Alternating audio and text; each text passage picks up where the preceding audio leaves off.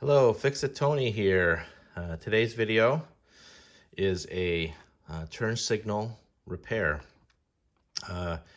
It's New Year's Eve day, and about a week and a half ago, about a week and a half ago, when we're having that really sub-zero, below zero air temperatures, my oldest son was going to the gym and took the car in the really cold weather, and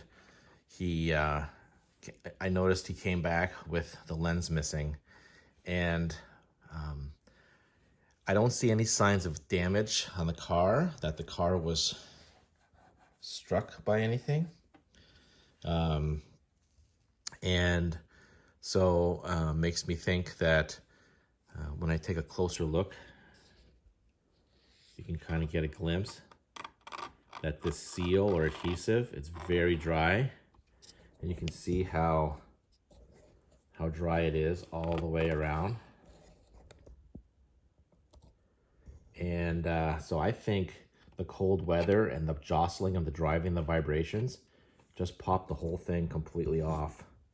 And now it's missing.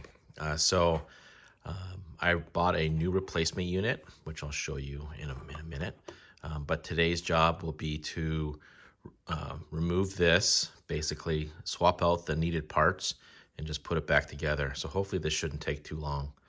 I want to first make sure this bulb still works. It's a two-step bulb. First, when I'm driving, it's on, so that's good. And then my left turn signal, and that works great. You can see right there my finger is, that's the clampy thing. And let's see. Now I did try squeezing it and it broke, of course.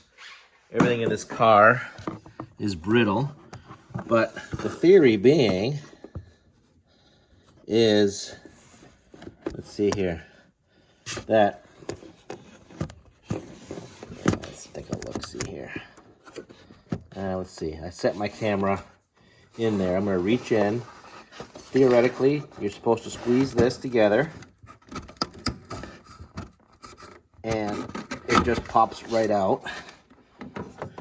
Right here on top of the frame, where my screwdriver is, that's the angle piece in which the housing is supposed to attach to, or clip onto.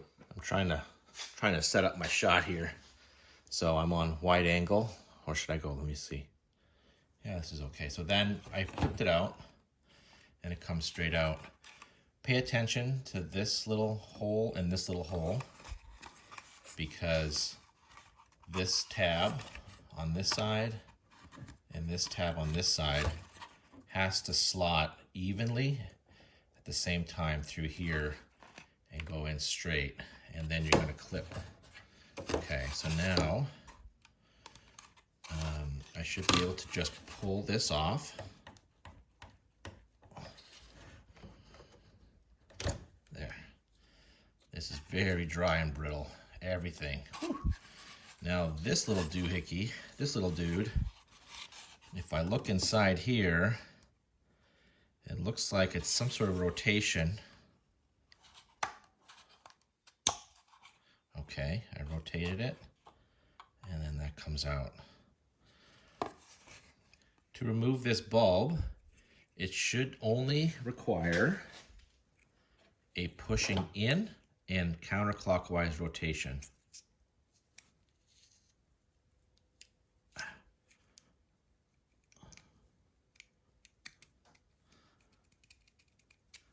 Ooh, that's really corroded. And then this is really corroded. I did buy extra bulbs, new ones. I might try to clean this off and sand it a little bit, and I'm gonna have to get some sandpaper. You can kind of see the dust falling out of here. But yeah, so it's gonna involve some cleaning, clean the contacts, of course. I'll throw in some grease, some dielectric grease in here, clip it on, and we'll go to the next step. I chose not to get the genuine part. I was actually struggling to find it, and this looked pretty good. So it's the whole assembly. This is, never heard of this brand specifically, but they are made in the Czech Republic. And it's a whole new assembly.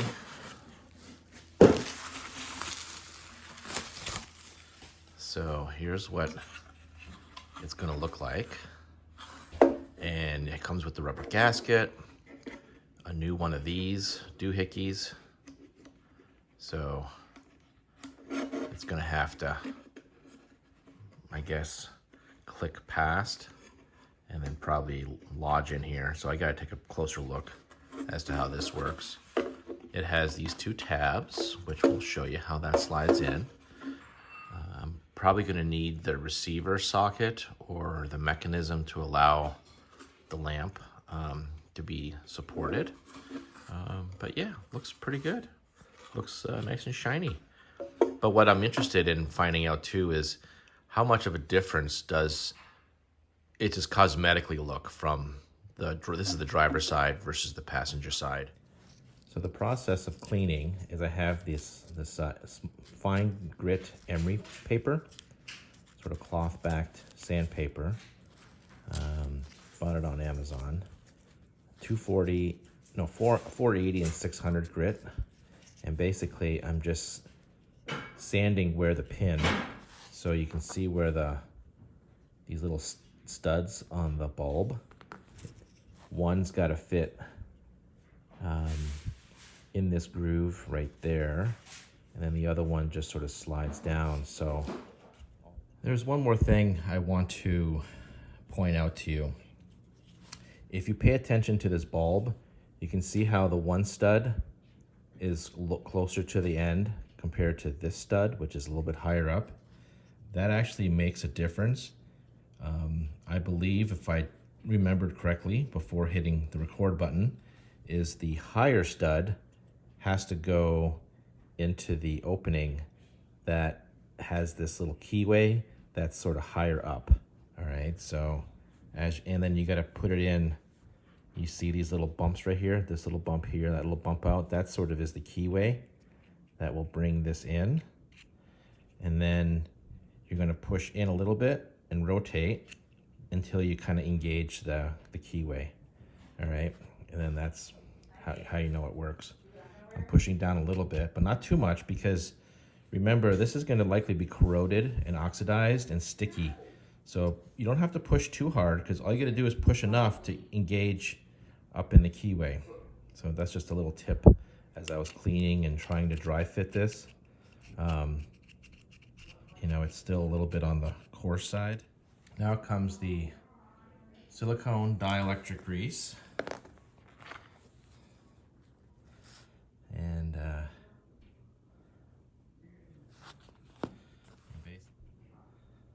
there, that's where the stud's gonna go. Right here. Oops. Come on, stay in frame. And I'll put some right here.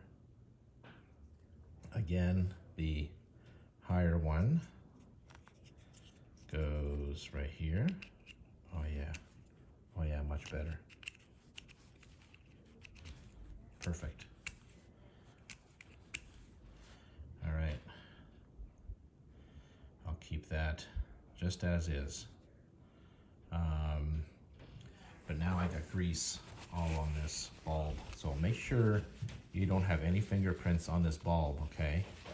Otherwise it'll burn out. So this is the technique I'm using. I've been doing this for every connection that I take apart on this car. I re-clean the terminals, and I'll put a little bit of, now the silicone dielectric grease from the pins, they'll go in here. Now the beautiful thing about this is you can't, it's 3 pins, you got this alignment pin here. You can't put this in the wrong way. So that's really good about these engineers. They really work hard to keep you from accidentally putting things backwards. So I'm gonna put this back in. So I think that square knob and that keyway Oh, yeah, that actually went a lot easier. I guess it's not because it's not dried up. Here, let's try and get you in closer.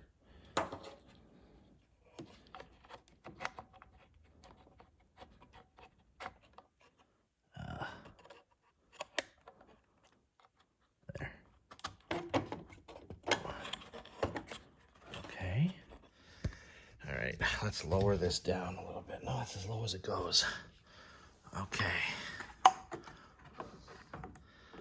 So you can see what I'm trying to visualize. Oh, yep. Yeah, you really... Okay, hopefully you can hear a click.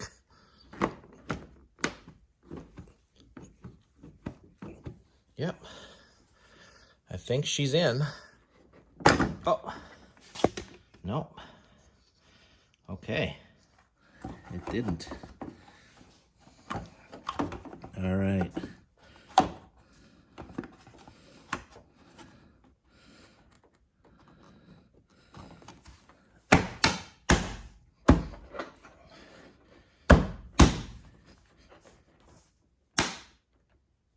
Okay. I did have to pound it a little bit. Okay.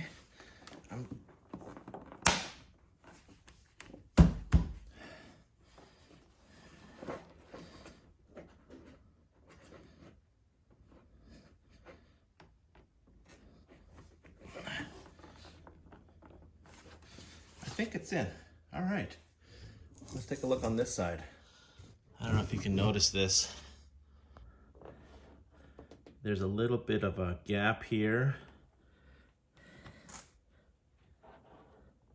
I don't know, maybe it's for the draining.